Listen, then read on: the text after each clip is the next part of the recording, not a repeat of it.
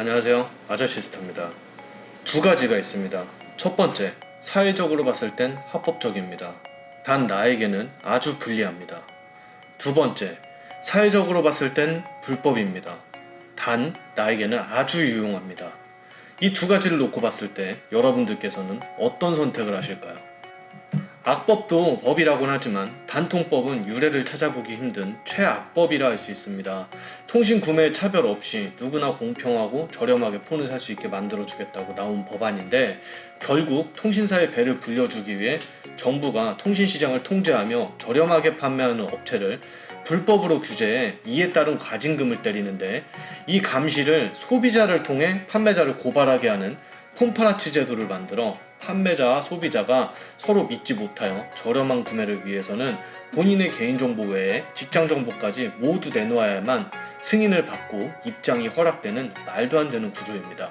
이 법을 7년간 유지하는 데는 이유가 있습니다.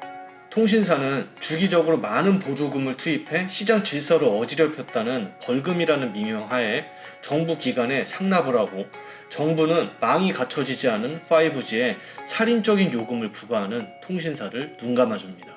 비싼 요금과 잘 터지지도 않는 5G의 불편의 모든 몫은 소비자가 감당해야 되는 상황입니다. 단통법을 있는 그대로 준수하면서 고객에게 가입되는 제대로 된 기기값을 명확하게 안 내드리고, 고객이 쓰는 요금제 그대로나 혹은 고객의 패턴에 맞는 요금제로 판매를 진행하며 불필요한 부가 서비스나 기타 어떤 제휴 프로그램들 없이 담백하게 있는 그대로 솔직하게 장사하는 착한 가게가 있습니다. 보통 이런 가게의 운명은 어떻게 될까요? 냉정하게 여러분들은 저런 가게에서 구매를 할까요?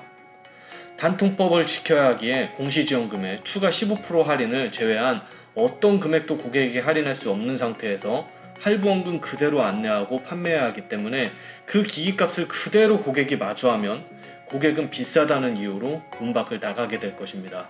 행여나 그 금액을 수긍하여 판매를 진행할 때 고객이 많이 작은 요금을 사용한다던가 부가 서비스를 넣지 않고 진행한다면 점주의 판매 수당은 뻔하겠죠. 말이 장사지만 돈이 전혀 되지 않습니다. 통신사에서 휴대폰을 판매하는 기이한 유통 구조가 이어진 지금껏 판매자의 선택은 항상 두 가지였습니다. 일단 두 가지의 경우 모두 단 한 가지는 일맥상통합니다. 결국 높은 요금제와 기본 부가 서비스 등의 통신사가 요구하는 허들을 맞춘 뒤에 최대 수익을 창출하고 고객에게 일정 부분의 사용과 유지를 요구합니다. 그렇다면 고객에 맞지 않는 높은 요금제와 부가 서비스를 사용하게 하기 위해선 어떠한 보상을 해줘야 가능할 텐데, 할인이라는 것을 해줘야 그 명분이 생깁니다. 여기서 갈림길이 생깁니다. 첫 번째 업체는 금액적인 할인을 해주게 되면 단통법을 어기게 되니 통신사의 각종 상품을 끼워 넣어서 할부 원금이 아닌 실구매가, 월 요금 등을 강조하며 어떤 직접적인 현금 할인 없이 반납 프로그램, 제휴카드, 결합 할인, 적금 등을 가장한 상조, 여러 가지 가입을 시켜 마치 본인이 직접적인 할인을 해준 양 포장을 하고 이에 넘어간 고객에게 생색을 내며 유지를 시키는 경우가 있을 것이고, 두 번째 업체는 단통법을 위반하고 불법적으로 보조금을 제공하여 실제 할부 원금의 일부분을 본인이 부담하고 나머지는 고객에게 지급을 받아 할부금 없이 개통을 해주고, 그에 따른 대가성으로 요금제, 부가 서비스 유지와 사용을 요구하는 업체가 있습니다. 첫 번째 업체에 대해서는 무수히 많은 이야기를 했습니다.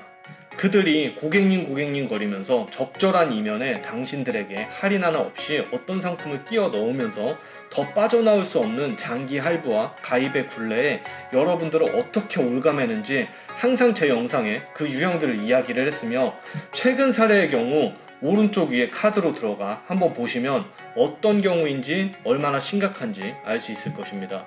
오늘은 두 번째 업체에 대해서 말씀드리겠습니다. 성지업체는 현행법상 불법이 맞습니다.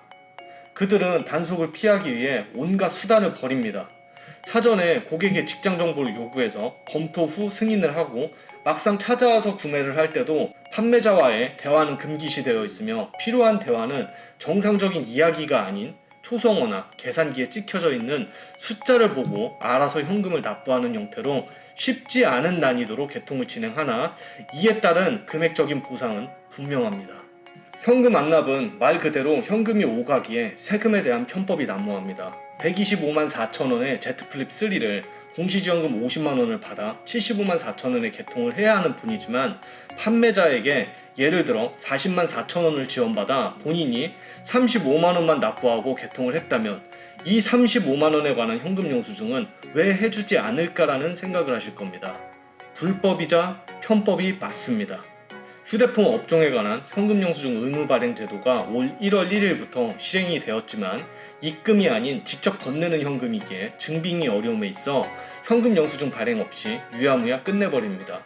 하지만 본인이 40만 원이나 저렴하게 샀기 때문에 그냥 넘어가는 경우도 있지만 성지에 말을 하지 못하는 분이기 때문에 계약이 깨질까 이의제기를 못하고 그대로 빠져나옵니다. 이 원리에 대해서 설명을 드리면 본인이 원래 지급받아야 될 현금 영수증은 단통법상 35만 원이 아니라 75만 4천 원입니다.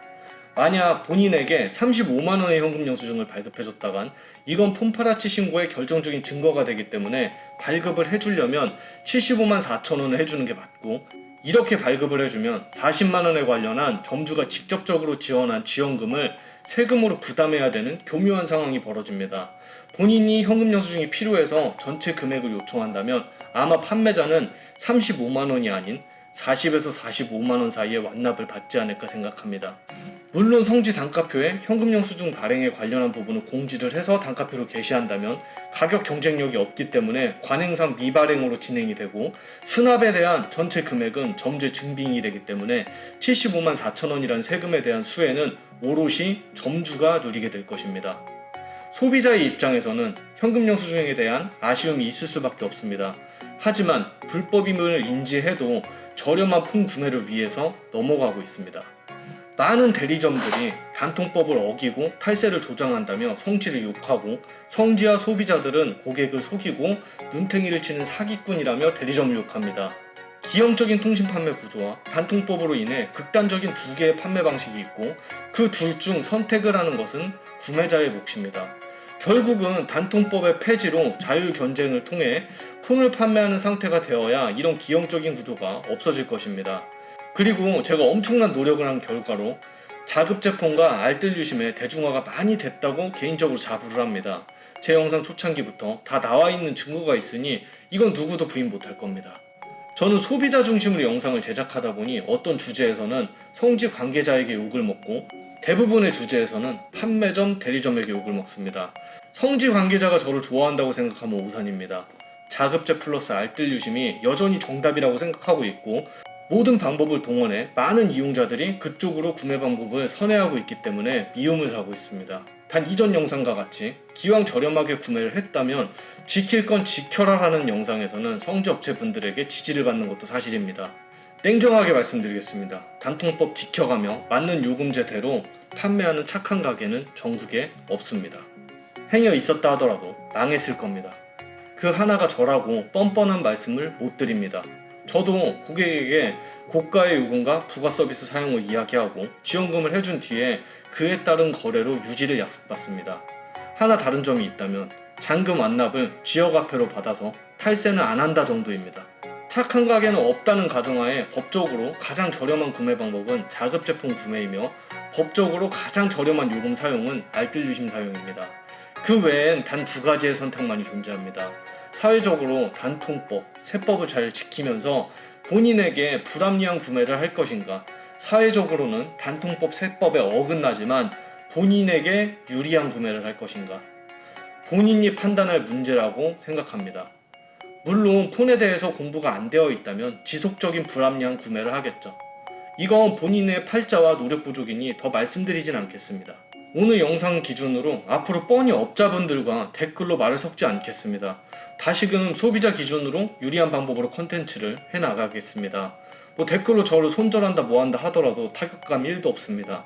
애초부터 고객을 위해 필요한 자료를 만든다고 시작한 유튜브였으며 앞으로도 마찬가지입니다. 업자분이심에도 제 영상에 공감을 해주며 응원을 해주시는 많은 분들도 있습니다.